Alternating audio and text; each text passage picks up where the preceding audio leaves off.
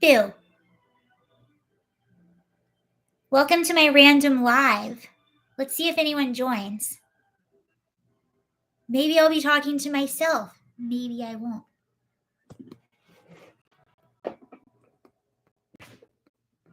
Whoops. Whoops.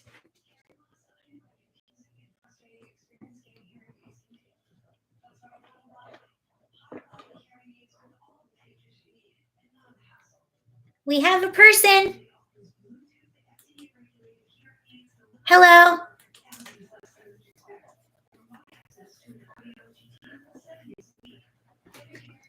I was sitting here looking at random news stories, so I just decided to go live. Dancing by yourself? What? No, I wasn't dancing by myself. Actually, speaking of, I'm getting my ukulele. Hold on.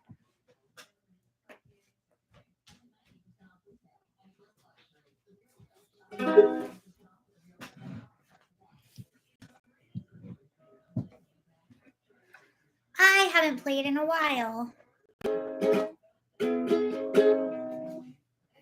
I'll wait a second, see if anyone joins. In the meantime, you can play ukulele with me. Oh, hi. Stars.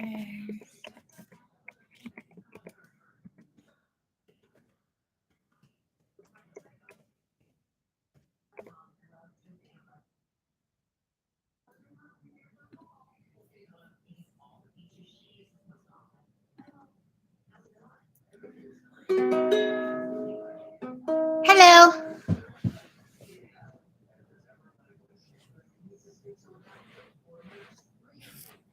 This is so bright.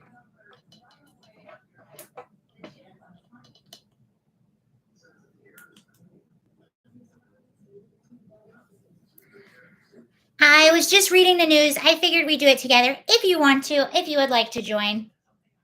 Thought it would be fun. I was reading some pretty funny stuff. I'll get started in just a second. I'll see if anyone else joins. What's good this evening? I don't know, man.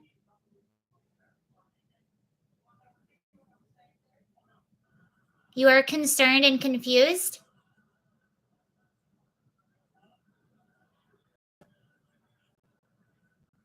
I'm off to play with my dog. Bye.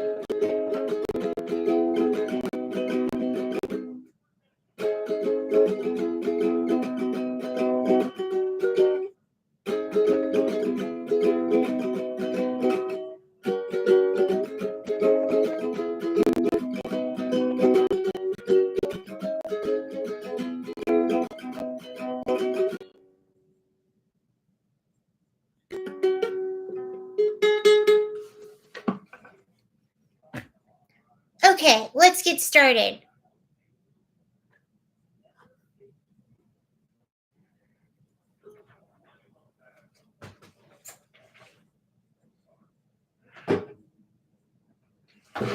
Stop it. Whoops. Sorry about that, guys. My computer, I had it on a stand and it's on a little pad. Sorry about that. Okay, so I was just looking at some random news stories and I thought I would go live if you want to read them with me. One of them is about Nancy Pelosi's. Sounds good. One of them is about Nancy Pelosi's husband. Somehow we never talked about this, but I just saw the funniest article about this. So Nancy Pelosi's husband, Paul, got a DUI not last Saturday, but the Saturday before. And the write up of this is hilarious. I believe he is out on bail now. He wasn't in jail very long. Oh, of course, right? Oh, the nosy Pelosi. Yes, but it's just the language in this article is hilarious. So I'll go through it a little bit with you. So it says Nancy Pelosi's husband has been arrested in Napa on suspicion of driving under the influence after he was involved in a crash on Saturday. Paul Pelosi, 82. He's 82 years old.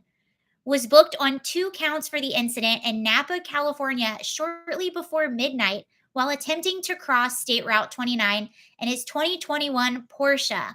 Oh, that poor thing. He crashed his Porsche.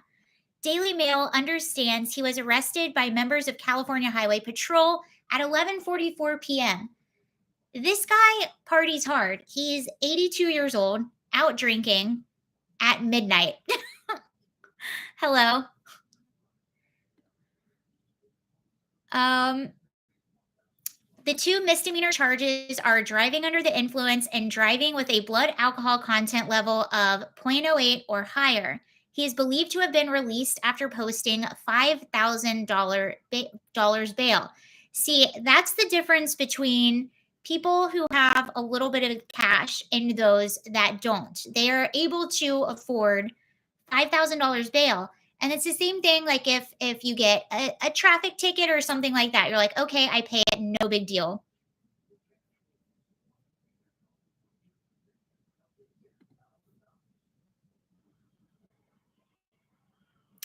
The couple owns wait, did I skip? Oh, Nancy has not yet commented. So this was written right after he got arrested. So I don't know if she's made a comment. We can look and see if she has. She made no mention of it while at a commencement speech to graduating students at Brown University. So while he was out, um, she was across the country making a commencement speech. And it was really funny too because the same article is really sure to mention that he was alone in the car, which I find hilarious. Why'd you need to say that? We all assumed he was alone in the car.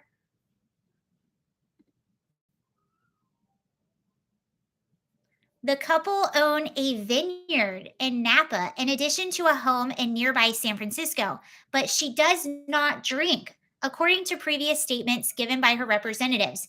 Nancy Pelosi's representatives are saying that she does not drink. The sprawling estate is one of many the couple owns. So they have several sprawling estates. Neighbors were unaware of Paul's arrest. This is where it gets really funny. One vineyard owner who lives nearby told the dailymail.com the couple often block the road with their convoy of blacked out SUVs when they come to town, but that they didn't see anything this weekend. Some suggested that Paul might have been attending a Bottle Rocks festival, which Snoop Dogg was playing this weekend. I want to know if he was at the Bottle Rocks festival listening to Snoop Dogg. That's what I want to know.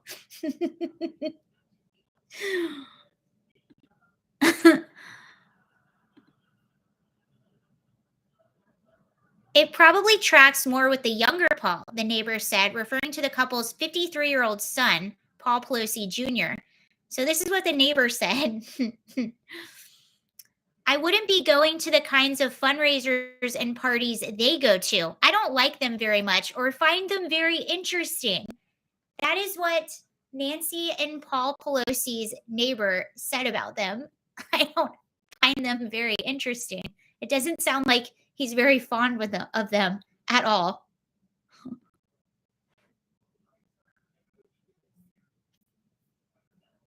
Sorry, the chat froze on my end.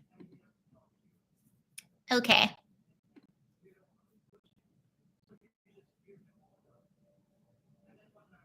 The property on Ziffendale Lane sits on the banks of Napa River and features a tennis court. Neighboring vineyards have told in the past how the couple throw lavish party for Silicon Valley executives. Isn't that really interesting? So Paul and Nancy Pelosi are throwing lavish parties for Silicon Valley executives. The same time that Nancy Pelosi is sitting on committees that makes decisions regarding big tech in Silicon Valley. Does that maybe seem like a bit of a conflict of interest?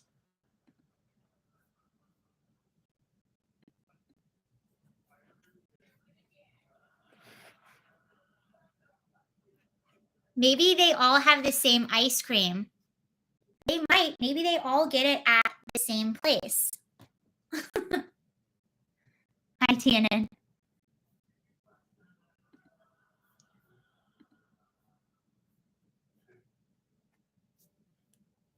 He has raked in millions through investments in tech companies like Alphabet, Google's parent company. So this is Paul Pelosi. The interesting thing is, I think there's actually an app where you can track Nancy and Paul's investment because they have such an impeccable track record at picking who to invest in. I think that's a Business Insider. Hold on.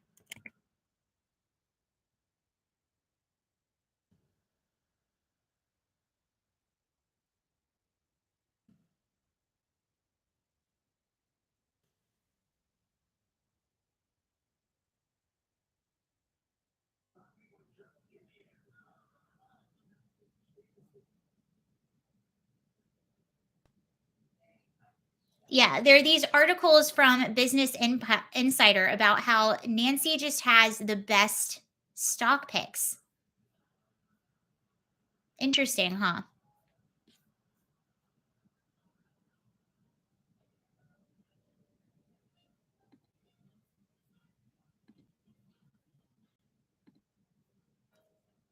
So Paul Pelosi has raked in millions through investment in tech companies like Alphabet, Google's parent company, and Disney. Remember, they throw lavish parties on their vineyard, on their sprawling vineyard in Napa Valley for Silicon Valley. The couple's vineyard is not open to the public, but they made wine from it, which they sell. California Highway Patrol has not issued any public information about Pelosi's arrest. Pelosi previously faced criticism over her husband's profiteering on tech stocks at a time when their security was being debated by the House. He bet millions on the future of Alphabet and Apple. On May 21st of last year, Paul also bought 20 call options for Amazon with a strike price of 3,000 as well as 50 call options of Apple stock with a strike price of 100. Both expire in June of 2022. So there's that. I love how their neighbors don't seem to care for them too much. I find that quite amusing. Oh, let me see if there's updates with Paul.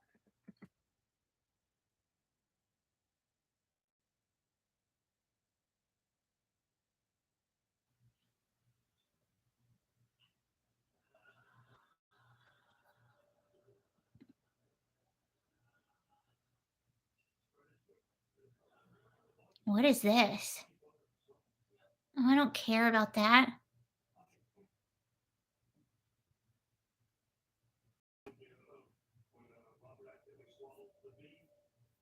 This one article is inside the marriage of Nancy and Paul Pelosi. I do not want to know anything about their marriage. No, thank you.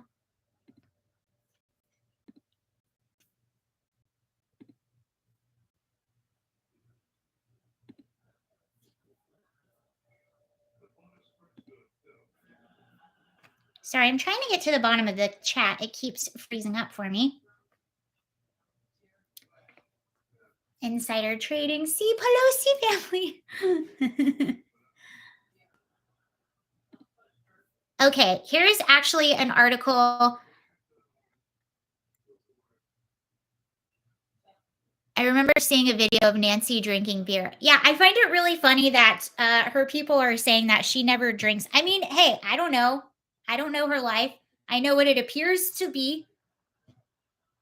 I know what it appears. Is it true Nancy Pelosi doesn't drink? She got oh. Someone said it's true Nancy Pelosi doesn't drink. She guzzles. Uh, oops.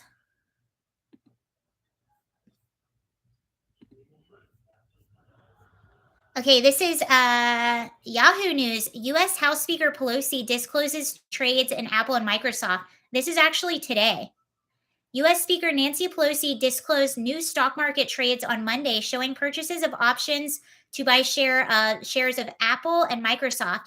In a periodic transaction report signed last Friday and appearing on the House of Reps website on Monday, the senior Democrat disclosed that her husband, financier Paul Pelosi, on May 13th bought Apple call options for between 500,000 and 1 million. All right, so go out there and buy Apple and Microsoft.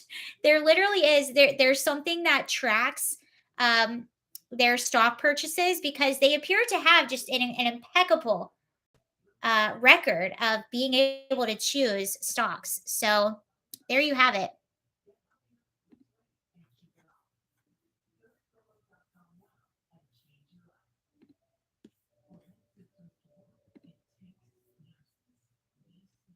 She doesn't drink. She swallowed pickled Pelosi. Uh,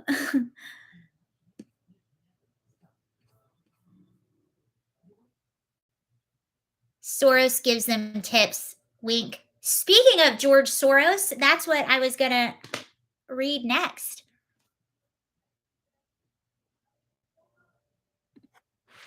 Oh my gosh, if this thing doesn't stay still, I have my computer on this little pad and it's not very steady. Okay, George Soros. George Soros invested 40 million to help elect dozens of progressive prosecutors across the US. We kind of already knew this. He's a creepy looking man. George Soros has invested tens of millions of dollars into getting progressive district attorneys elected. Whoa! In 75 cities across the United States. Dang, according to a new report. Analysts with Law Enforcement Legal Defense Fund found that Soros, a progressive billionaire and founder of Open Society Foundations, has invested about 40 million over the past decade to elect dozens of progressive prosecutors, including many in the most populated cities in the US. Soros-backed prosecutors represent one this is how wow, when you put it like this, Soros backed prosecutors represent 1/5 of all Americans, and they hold office in half of the top 50 most populated cities and counties. So that is how much power one investor can have. That is how much power a bunch of progressive prosecutors can have. 1/5 of all Americans, half of 50 of the most populated US cities and counties. And a prosecutor is probably one of the most important pieces of the justice system because you have the police that arrest, but the prosecutor is the one that actually prosecutes crime and can send people to jail for extended periods of time. So if you have police that are arresting people, but you have a prosecutor that's not prosecuting, people just go in and out. So you can arrest someone. I think it was a Los Angeles police officer, LAPD, that said, we arrest these criminals and then they're back out on the street before the ink even dries on the paperwork that we had to fill out to book them. And criminals know that and they take advantage of the legal system. They're no longer afraid to get caught or to get arrested because they're just going to be let right back out. Soros will be writing Amber Heard a check.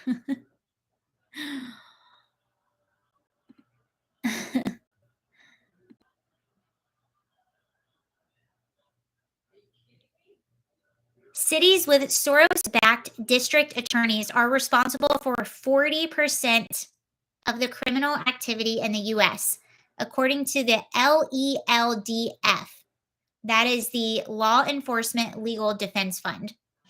Soros backed candidates are known for their support of social justice and lax criminal justice reform proposals. Soros is using that campaign money and the hundreds of millions more for supporting organizations to quietly transform the criminal justice system for the worse, promoting dangerous policies and anti police narratives to advance his radical agenda. LELDF President Jason Johnson told the Washington Examiner, the first to publish this analysis.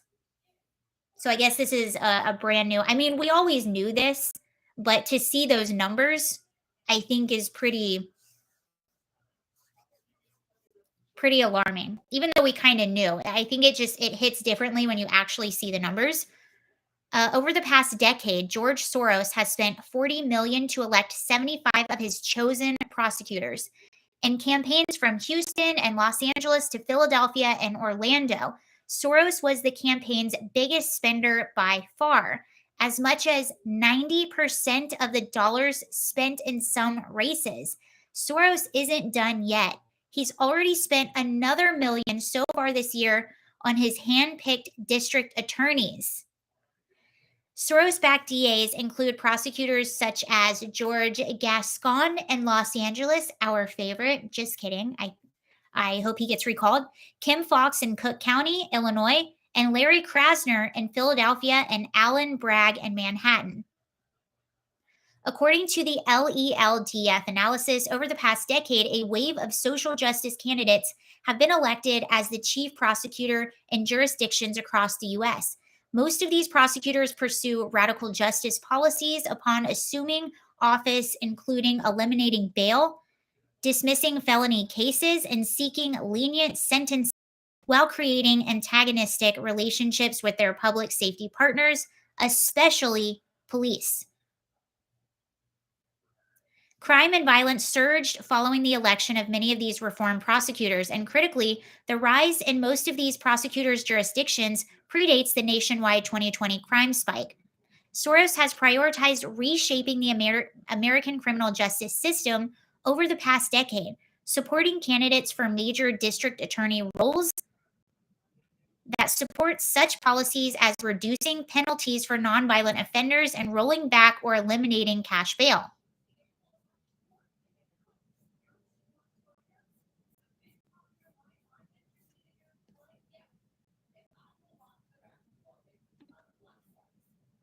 And I don't know if you all heard about the shooting that was in Philadelphia, but that before that happened on South Street, it was mayhem, like complete mayhem, just kids running all over the streets, group fighting and stuff like that.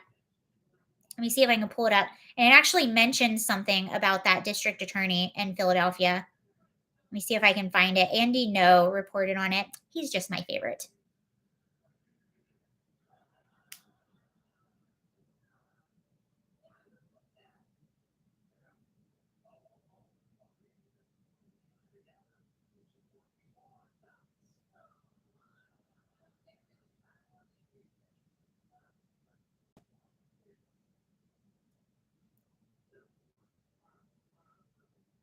So this was in Philadelphia.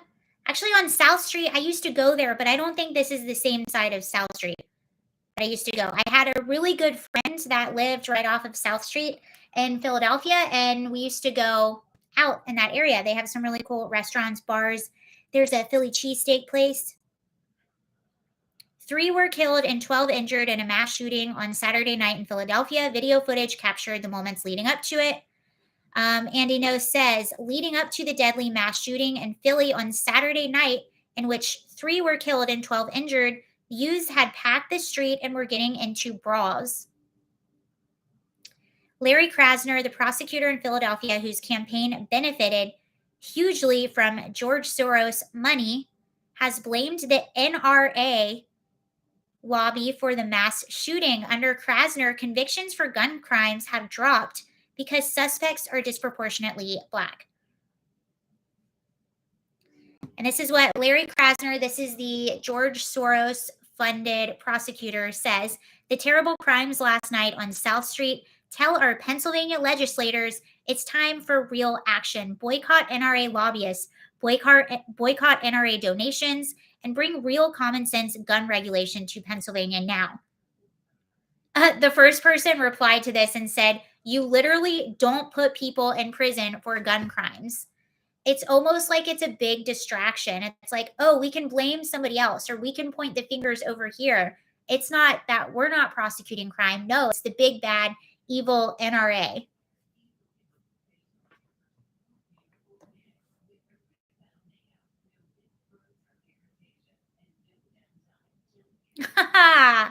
Right under this, so he's blaming the NRA, right? This is the DA. Right under this, someone puts a newspaper clip from a local newspaper that says Philly gun arrests are Philly gun arrests are on a record pace, but convictions drop under DA Krasner. What did I just tell you? I'm a genius. What did I just tell you? Philly gun arrests are on record pace, which means that the cops are arresting a lot of people for gun crimes, but convictions drop under DA Krasner. So you can arrest all you want, but if they're not convicted or they're not prosecuted, they're free. So interesting.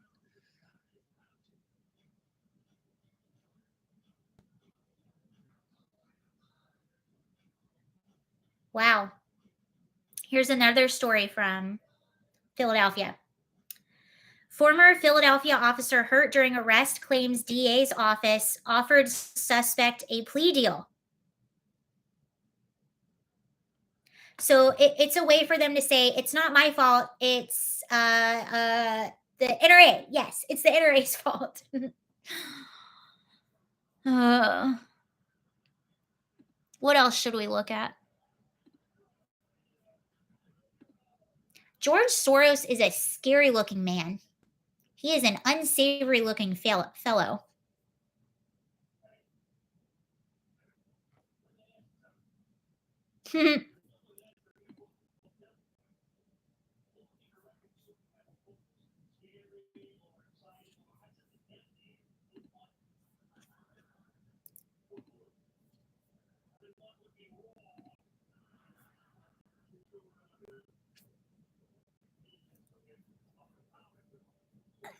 Someone said, I feel for Paul. I have to drink a lot if I was married to her too. I mean, in all honesty about that story, I'm really glad no one's hurt. It is really, really, really dangerous to drink and drive. So I'm glad no one's hurt. Also, it's hilarious. Just the whole thing is hilarious.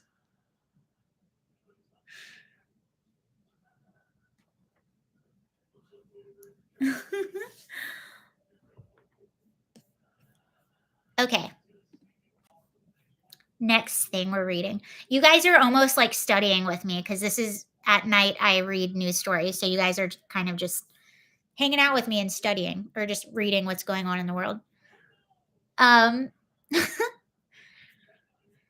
so this is about the Washington Post. Somebody got fired for a tweet is what I think the story is about. So let's look into it. On Friday, Washington Post reporter David Weigel retweeted a mildly sexist joke. He said, "Every girl is bi. You just have to figure." That's actually kind of funny. He got fired for this joke. He says, he said, he, oh gosh, really? Okay. This was the joke. Every girl is bi. You just have to figure out if it's polar or sexual. Okay, wait, can we backtrack? On Friday, Washington Post reporter David Weigel retweeted. Oh, so this was just a retweet. Okay, so on Friday, Washington Post reporter David Weigel retweeted a mildly sexist joke. Every girl is bi. You just have to figure out whether it's polar or sexual. On Monday, he was suspended without pay. The joke, which Weigel tweeted from YouTuber Cam Harless, I don't even know who that is. Let me know if you do, was noticed by fellow Washington Post reporter Felicia. And she says, fantastic to work at a news outlet where retweets like this are allowed. She said on her own Twitter account. According to Slack messages obtained by CNN, Somnez continued her crusade by tagging Weigel in an internet Slack channel and writing, "I'm sorry, what is this?" She added to the retweet sent a confusing message about what the post values are. Oh my gosh. Later on Friday, Weigel wrote, "I just removed a retweet of an offensive joke. I apologize and did not mean to cause anyone harm." I thought the joke was funny. Did you think the joke was funny?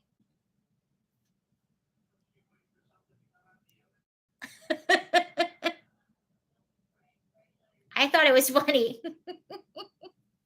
I actually saw that joke somewhere. I think I might have known that this story was happening. I just didn't really read into it. By the way, that behind me, if you see something moving in the mirror, that is not a ghost. That's my head in the mirror. And you can even see my light right there. Someone was watching a video of mine earlier and they thought there was a ghost. It's not a ghost, I promise. That was a funny joke. Wapo, they should suspend that doxer reporter. Oh, Taylor Lorenz? Taylor. This is also the Washington Post is also the news is also the news publication that did the op-ed and the Johnny Depp that published the op-ed. It wasn't their op-ed, it was the ACLU and Amber Heard, but they're the same ones who published the op-ed that was at the center of the Johnny Depp defamation trial. Um, that was a funny joke. And then, of course, he apologized because he had to. So he said, "I just removed a retweet of an offensive joke. I apologize and did not mean to cause anyone harm. Get a sense of humor." I added the last part. So it goes on to say the Washington Post suspended Weigel for 1 month without pay in the wake of the incident. According to CNN, the Washington Post chief communication officer, Chris Corradi, told Fox News editors have made clear to the staff that the tweet was reprehensible and demanding language or actions like that will not be tolerated. The Washington Post faces criticism over various editorial missteps. Okay, so now we're going to get into Taylor Lorenz. For one, the outlet was recently forced to issue corrections to an article by Taylor Lorenz that originally claimed she had reached out to two YouTubers. I don't know if I'm saying her name right, but I watch her YouTube channel. It's called Legal Bites. It's really good. Myzaka and that umbrella guy mentioned in her piece. Both individuals said that Lorenz never contacted them ahead of the story's publication and that the claim was then removed without correction. When Fox News asked if Lorenz herself quietly made that edit, the Washington Post spokesperson said, "That's not something we discuss on the record." Okay, a few things here. So this piece by Taylor Lorenz that they are talking about was a piece entitled how it was basically talking about how content creators online took advantage of the Johnny Depp trial to gain popularity and money for themselves. And this was total BS because a lot of the and they my Zika, I don't know how to pronounce her name. I know her as Legal Bites. But the Legal Bites channel, which is one of the channels that Taylor Lorenz was talking about, is a channel by a lawyer. That's Legal Bites. My Zika, she's a lawyer. And what she does is they live stream trials. I actually found her during the Kyle Rittenhouse trial. So they live stream trials and then they comment and give their legal analysis on what's going on.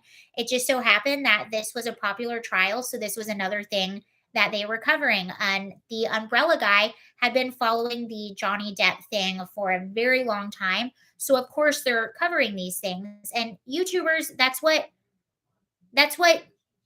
you do as a YouTuber. You talk about things in your niche that are popular, that have public interest, and that's what you do. And there's a lot of YouTube channels that do sort of like celebrity gossip or celebrity happenings. That's what YouTube is. So if there's a story that has a lot of public interest, and it's in your niche, that's what you're going to talk about. And it just so happens that a lot of people are interested in it and a lot of people are watching your channel. That's all it is. Taylor Lorenz, to me, this whole thing was almost like a bit of a hit job on YouTubers. Another thing is, it is against journalistic integrity. If you put out a story and make a correction, you are supposed to add, this is the correction that we made to the story. You're not supposed to just quietly go and make a correction. I literally took a journalism 101 course just to have a little bit of idea what it was. And they literally teach you that in Journalism for Dummies, Journalism 101. If you have to update or make a correction to the story, you don't just quietly do it. You add onto the story and say, this is what was corrected, or this is what was added. We updated the story to add this information, or we updated the story to do this. What they did is they just went in there and just made the change and quietly didn't say anything.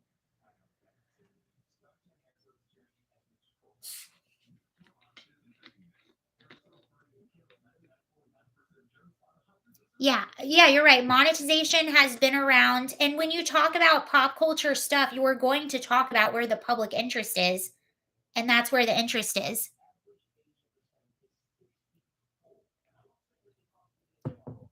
I want to read a little bit further.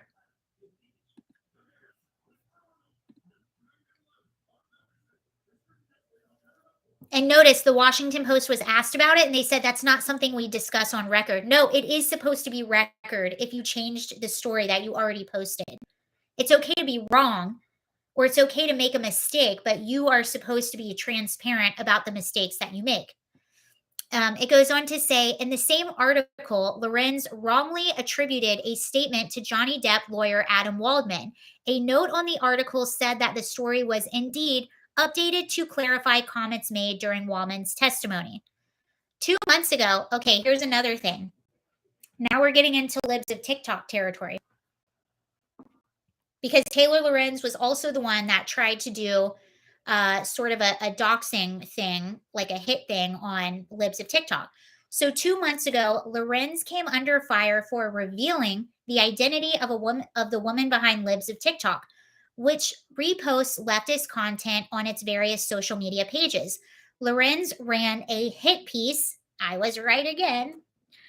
Lorenz ran a hit piece on the woman, which included her name and originally linked to to personal work information. Though the link was subsequently removed from the article, several people made death threats to the woman, a Jewish stay-at-home mother, in the wake of the doxing. Libs of TikTok posted photos of the Washington Post reporter visiting her family members' homes. Lorenz accused Libs of TikToks of purportedly having deep and far reaching impact, as well as shaping right wing media, impacting anti LGBTQ plus legislation, and influencing millions by posting viral videos aimed at inciting outrage among the right. So here's the thing about libs of TikTok and where Taylor Lorenz gets it wrong. All libs of TikTok does is just repost videos that are already public. That's literally all libs of TikTok does. She just takes these videos that individuals have posted and made public themselves and she reposts them. That's it. And Taylor Lorenz, it could have been a really interesting article that she wrote on libs of TikTok. The article could have had the angle of, this is a hugely popular and influential Twitter account. Why is that? She could have tried to look into why there is such a public interest in the stuff that Libs of TikTok posts. But instead, she tried to do a hit piece on her, which failed. It just hit flat. And what I think is going on with people like Taylor Lorenz is that the regular people are going online and becoming little journalists kind of haphazardly. They're just posting things that have a big public interest, and they are getting really big, and they're far more influential than people like Taylor Lorenz. She does not have the impact. Her job as a journalist for the Washington Post is not as impactful as it once was, because now there are a lot of content creators online who are garnering a much larger audience. And I think people like Taylor Lorenz do not like that. I think they're a little bit envious And I think that's what all of this is about. That's why you see her lying or trying to do hit pieces on content creators rather than trying to go to the interesting edge. And the reason people like Taylor Lorenz are losing that impactfulness is because they're biased. They're not looking to tell the truth. They're not looking to be honest. They're looking to appease their own bias. They already have an idea what the end story is going to be, and they write it to meet that end story that they already have in their idea. They're not looking for the truth. They're looking to push a narrative. And people don't like that and they see through it and they don't trust it. But people online, they don't have the umbrella guy. Yeah, I like the umbrella guy and Legal Bites and Libs of TikTok, all of them way better than the Washington Post.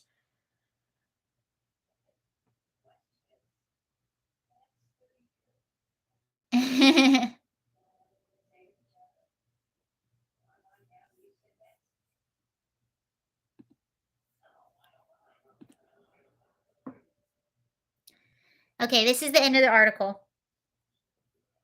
The Daily Wire CEO Jeremy Boring joined podcaster and commentator Tim Pool in purchasing a bill. Oh, this is my favorite part.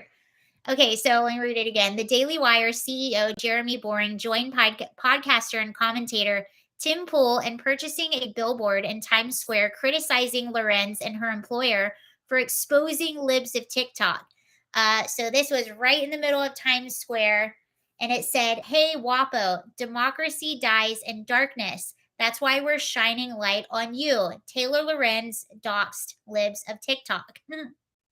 After Lorenz complained about the billboard, Fox News host Tucker Carlson said, "So she exposes the libs of TikTok owner to violence, but when you say her name, you're a terrorist." Uh, nice ending to that.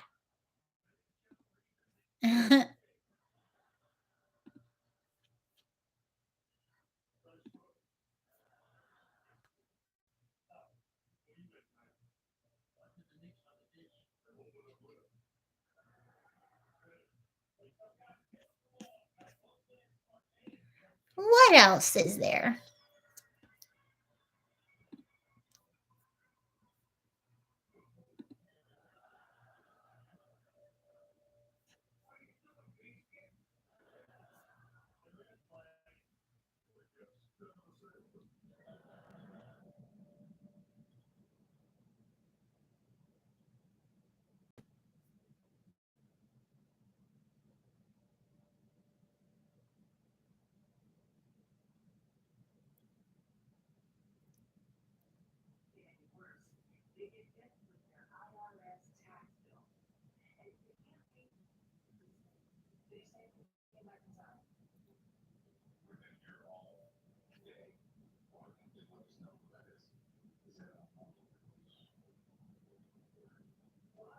Oh, that's nice. Burger King is introducing the Pride Whopper.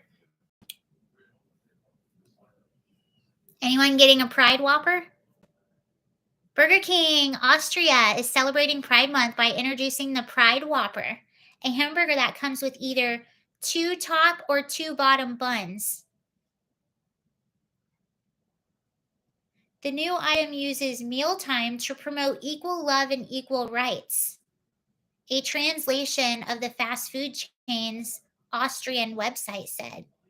"We are setting an example for individuality and freedom and stand for a respectful interaction with each other. Equal rights, empathy, understanding, no matter where you come from, no matter who you love, no matter what you look like or what you believe in. Time to be proud." If anyone was interested, the Pride Whopper is available from now until June 20th. So get your Pride Whopper. The burger features two top bun halves or two bottom buns instead of one top and one bottom like usual. It appears the special burger version will only be available in Austria. Oh, darn. But it is making headlines in the United States as the fast food restaurant joins so many countries in virtue signaling during the month of June. Reactions on social media weren't entirely favorable from the LGBT community. One of the company's Instagram page, one user wrote, "Some straight people came up with this and thought it was a great idea." Another person said, "One day into Pride Month and I'm already exhausted." Another said, "This is a joke, right?"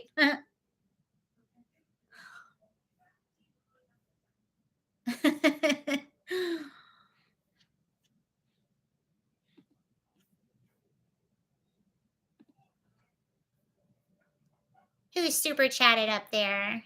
Curtis Reynolds, thank you so much. I just love your voice. Thank you, Curtis. I appreciate that. Oh, too bad it's not available in the US. That was a tease. Thank you, Curtis. How do I get out of there? Sorry, I'm pushing buttons. I hope I don't push. Okay. I don't want to push the wrong button. Angry Whopper, please. Have it your way, they, them. Can I tell you guys something? Oh, this was so good. So I'm sitting, I feel guilty. I do. I feel the guilties a little bit, but I'm just going to tell you. I was sitting at Starbucks. Shoot. I have the guilties. I'm just going to say it. We're 46 minutes in. If you made it this far, no one else is making it this far in the live stream. So I was sitting at Starbucks on my laptop doing work, and there was sitting at the table next to me was a hiring manager, and he was like onboarding a new employee.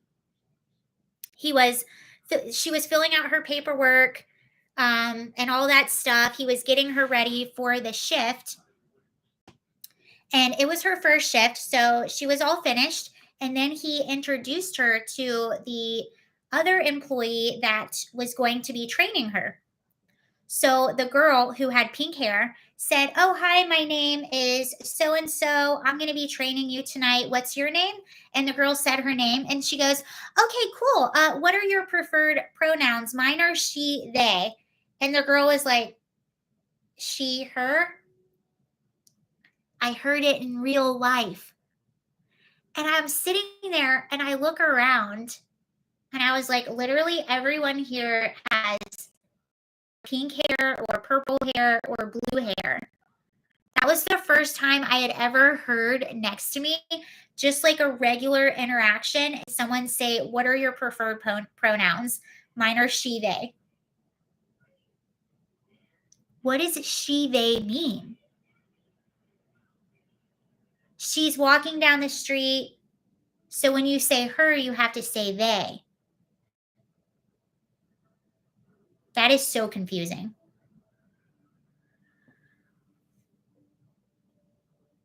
I heard it in my natural habitat. It's everywhere. There, I will say, in if you go like downtown Richmond, Virginia, it's very, very liberal. Very liberal. Like purple, pink hair. It's very, very liberal, which is odd because it's Richmond, Virginia actually used to be the capital of the Confederacy. So it's very odd. You see all of these like old Civil War things and this all these like Confederate things. The White House of the Confederacy is in downtown Richmond. So all of these things. And then you have VCU, which is Virginia Commonwealth University, which takes up a lot. It's a massive university and takes up a lot of downtown Richmond. You live in downtown Richmond in the Fan? I love the Fan. It is really beautiful. It's really fun, but you can I'm sure you see what I'm talking about. It's very like hipstery, very liberal. Really cool places though. The Fan is very cool. So is Carytown. Carytown and the Fan.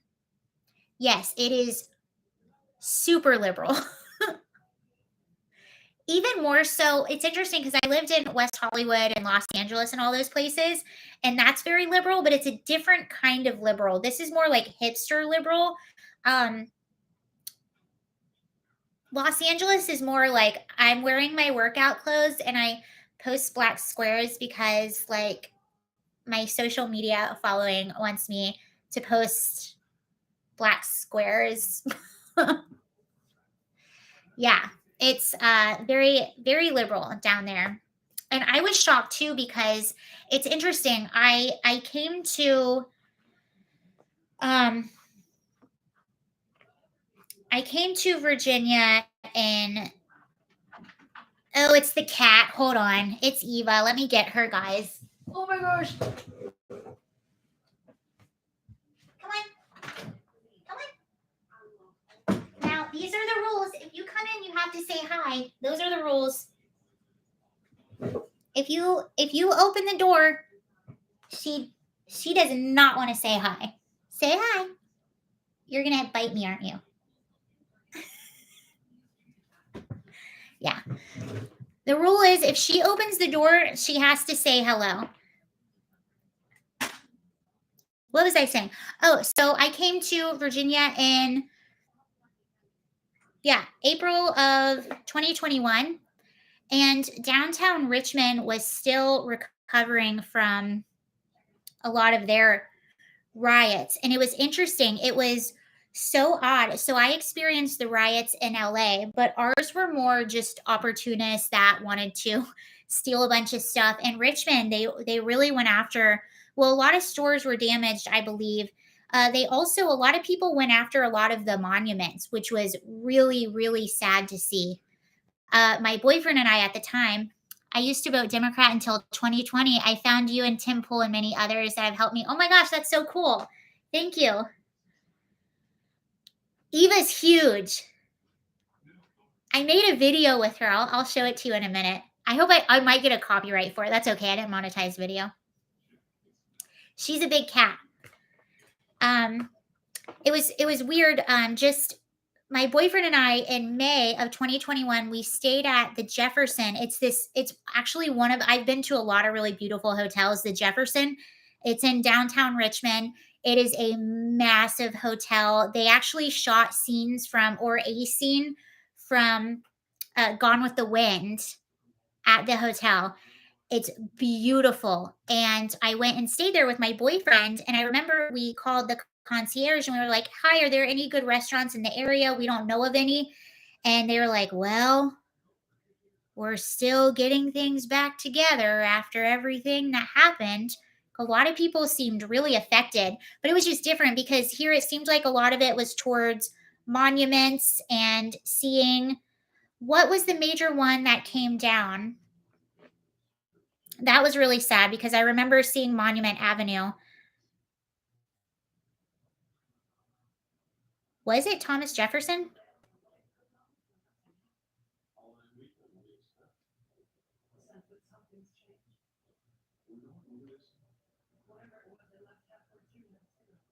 Oh, it was Robert E. Lee.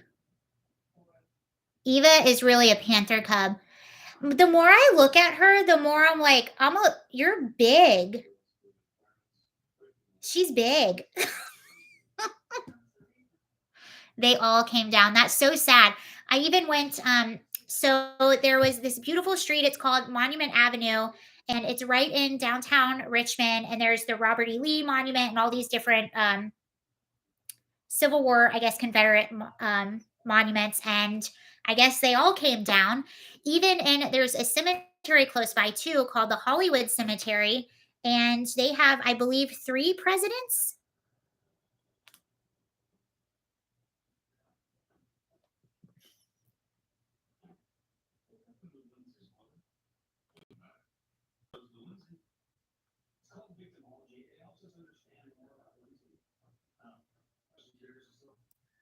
Hollywood Cemetery. What presidents are buried? So, President's Circle in Hollywood serves the final resting place for the fifth president, James Monroe, John Tyler. Oh, who else? So we actually went there. My boyfriend and I, we saw James Monroe's cemetery or his grave or whatever that was in President's Circle. And even the graveyard was vandalized. Tyler Monroe and Jeff Davis. Okay. Tyler Monroe and Jeff Davis. So, yeah, we went to that cemetery, drove around, and I want to say it was Monroe that we saw. He was in that cage looking thing. I believe that was Monroe. And all around it, all these tombstones were knocked over and vandalized. It was wild. It was just so crazy to see all of this old stuff just completely vandalized and seeing it all at once.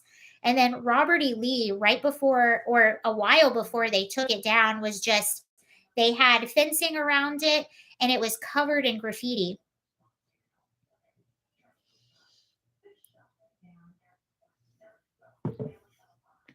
Okay, I was going to show you, I made a video with Eva. I made a few with her.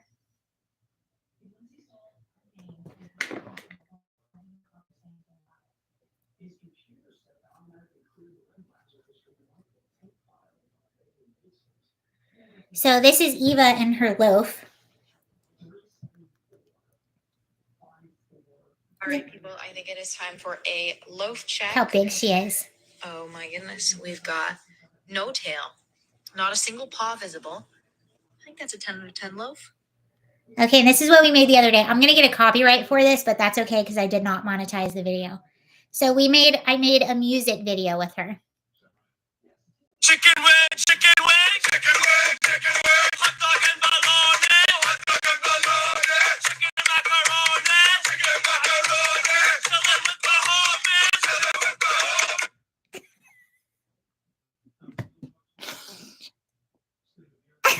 Evan says, I love cats because I have 3 of them.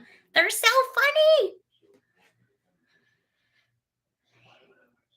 Eva, super soldier. Yeah.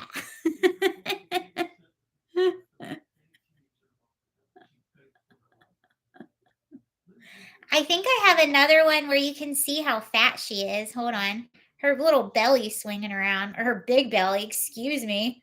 Her big belly swinging around.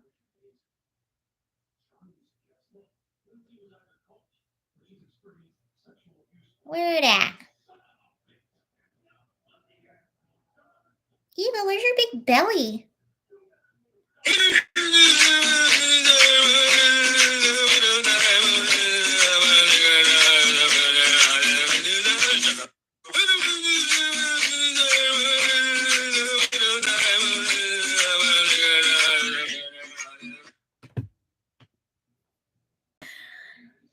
She hates me. She probably hates me.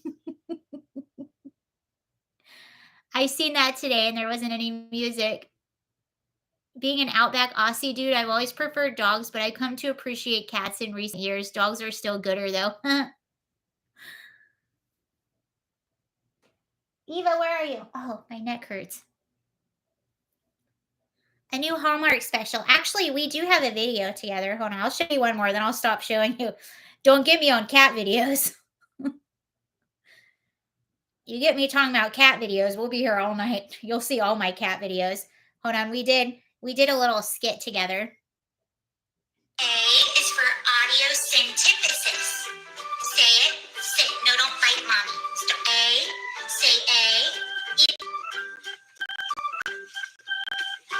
If it's too young to decide, maybe she won't be the president. Maybe she'll be a research scientist or she'll work for NASA. At what point did you think it was okay to pee in the yard? A marine biologist or an engineer, or maybe she'll be Jennifer Lawrence. No. A is for She's not very smart. What do you want? Where is she? She's meowing. I don't even know where she is. What? Oh, there you are. Oh, now you're gonna... You wouldn't be on camera earlier. No, say hello.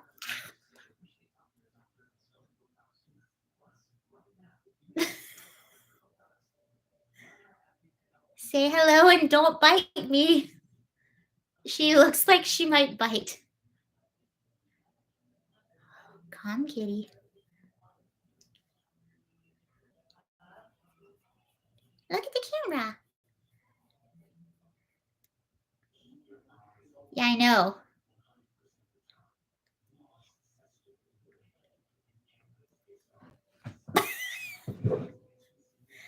I know. Did you see her ears? Hello.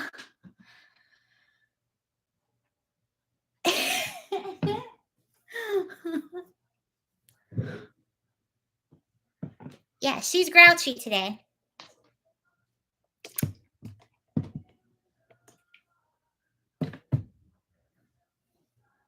She was sitting there meowing. Eva don't care.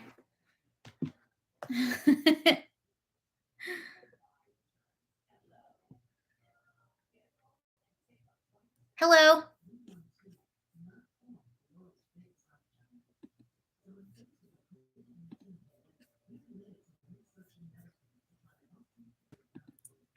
Okay.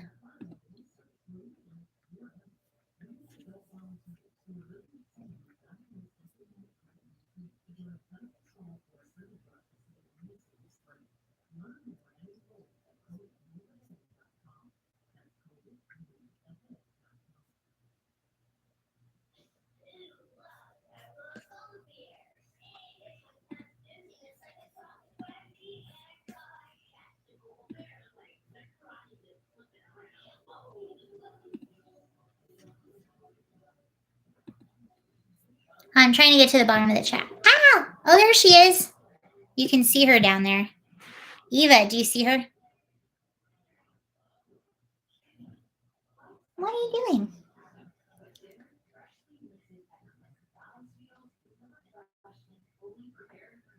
Just give her a neck scratch and she will be mellow. She looked a little bit pissed, to be honest.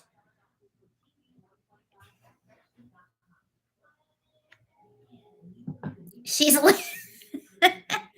she's licking herself. Eva, be appropriate.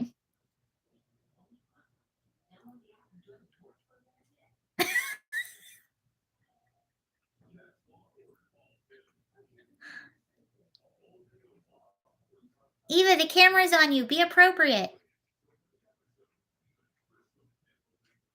Evil Eva sounds like she is taking a bath. We should give her some privacy.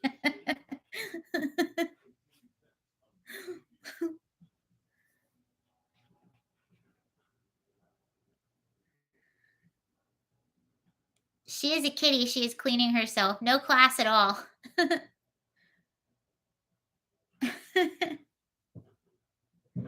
I actually have seen some people give their cats baths. I'm like, Eva would scratch me to pieces if I ever tried to give her a bath. Are you watching the January 6th hearing on Thursday? I am now. Hello.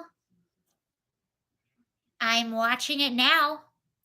Although I just feel like it's all going to be I'm going to watch it. I am.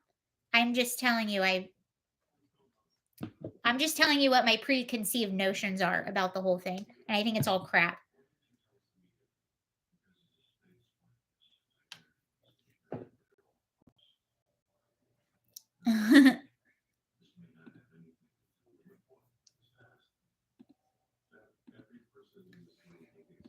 Oh, that's already what I'm on. Okay, let's see what else there is out there in the universe.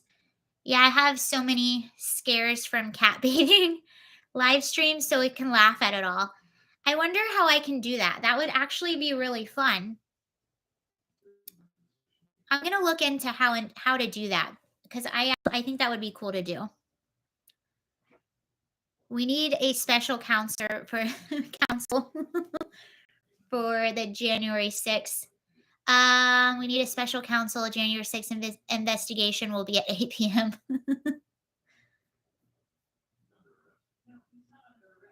Okay.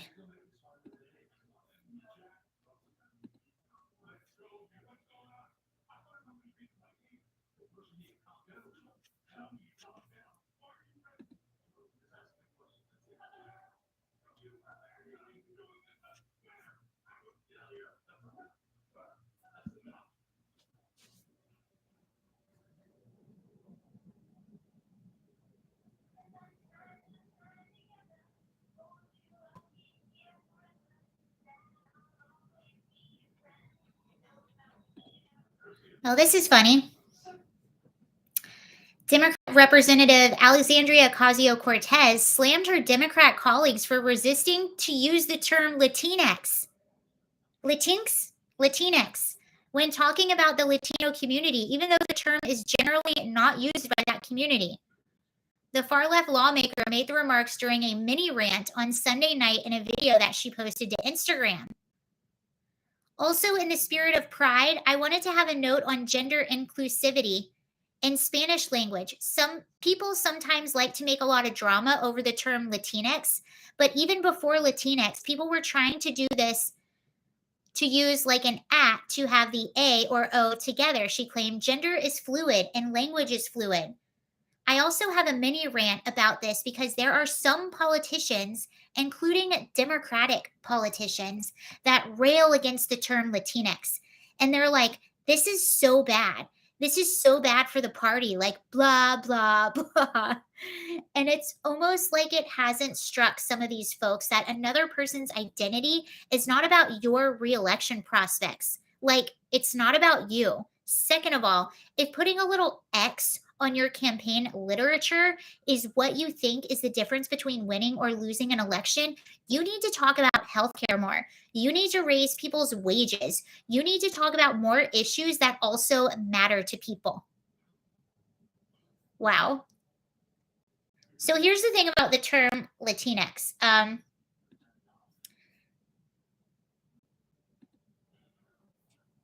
Most people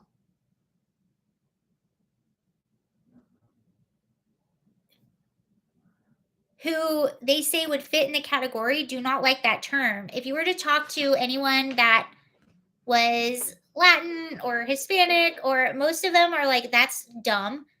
The reason that AOC's colleagues think that it's dumb is because most people think that it's dumb.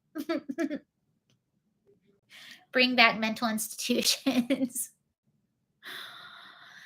Yes, most people aren't down with Latinx, most people in general. So that's also why her colleagues aren't down with it. AOC is a Muppet trying to be a clown.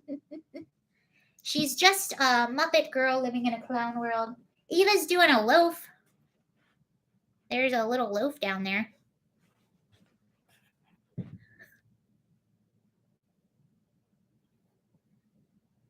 There's a little loaf down there.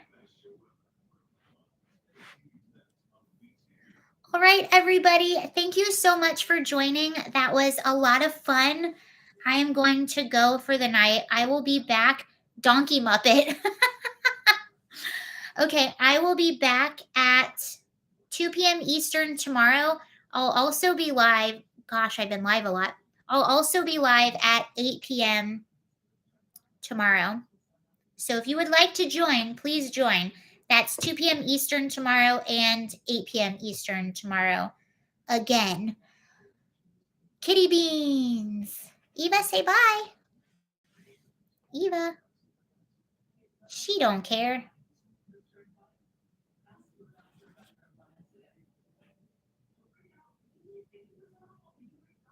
Later. Yeah, I'll be live 2 p.m. Eastern tomorrow and 8 p.m. Eastern tomorrow. So good night. Thank you very much. Good night, everybody. See you later. Have a good night. Thank you all for joining.